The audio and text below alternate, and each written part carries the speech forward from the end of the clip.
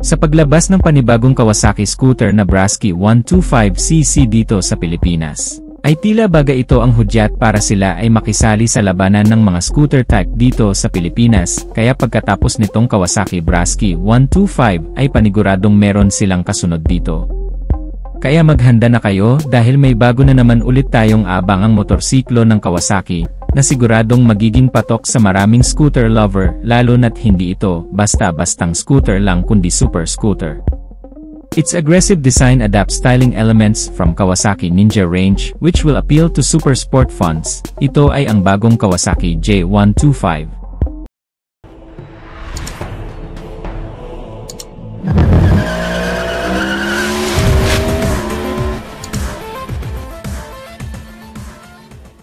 Sobrang astig ng dating ng motor na ito. Ito yung uri ng motor na matatakot sitahin ng traffic enforcer dahil sa maangas na looks, pero syempre, wag ka pa rin lumabag sa mga traffic rules. Ang bagong Kawasaki J125 ay liquid-cooled, single-cylinder engine, 4-stroke, so kahit malayo ang rides mo ay kayang-kaya na, at mas confident ka na hindi titirik ang makina mo dahil liquid-cooled na ito. Naka-ABS na rin ito, para sa mga biglaang preno na pangyayari ay siguradong hindi ka titilapon dahil smooth na ang full stop brakes mo dito dahil sa ABS or anti-lock braking system nito. Sa torque naman ay 10.9 Nm at 7,750 RPM, sa fuel control ay single overhead cam, fuel system nito if ay napo ito. Alam natin na mas mabigat na timbang ng motor ay mas stable dalhin at dito sa new Kawasaki J125 ay 182 kilos na ito, idagdag pa ang bigat mo ay talagang di ka nahahanginin. Puntahan naman natin ang sukat ng motorsiklong to. Sa seat height ay 775 mm o 30.5 inches. Ang overall na taas nito ay 1,285 mm o 50.6 inches. Ang overall naman na haba, ang length ay 2,235 mm o 88 inches. Ang overall width naman nito o yung lapad ay 800 mm o 31.5 inches. Ang fuel capacity naman nito ay 13 liter. Sobrang laki nito para sa isang 125 scooter, so kahit yata 2 buwan di mo pa rin mauubos yon kung pampasok lang sa trabaho. Electric starter na din ito, sobrang sporty talaga ang forma ng Kawasaki J125, para siyang batang kapatid ng Kawasaki Ninja. Di ka din mangangalay sa long ride dahil pwede mo na din ituwid ang dalawa mong paa. Relax na relax ka talaga sa Kawasaki J125 kahit na malayo ang mga rides mo, at kung gagamitin mo ang Kawasaki J125 sa paghahanap buhay di mo na din kailangan mag-alala na lowbat ang cellphone mo sa biyahe dahil meron na itong 12 volts charging port. May lagayan na din cellphone mo kaya safe na safe ito habang naka-charge. Kahit na umuulan di ka mag-worry na baka mahulog ang cellphone mo dahil meron itong malaking lagayan. Pwede ka na rin maglagay ng mga gloves, mga barya, at kung ano-ano pang mga bagay na pwede mong ilagay sa maliit nitong storage. Meron din itong cargo hook na kayang pagsabitan hanggang 3 kilo. Puntahan naman natin ang kanyang instrument cluster. Mapapansin mo na pinag-combine ang analog at digital LCD cluster, kaya mas lalo itong naging maporma. Sa LCD makikita mo ang odometer, dual trip meter, service mode, clock, fuel indicator, coolant temperature indicator, at ang kanyang engine warning symbol.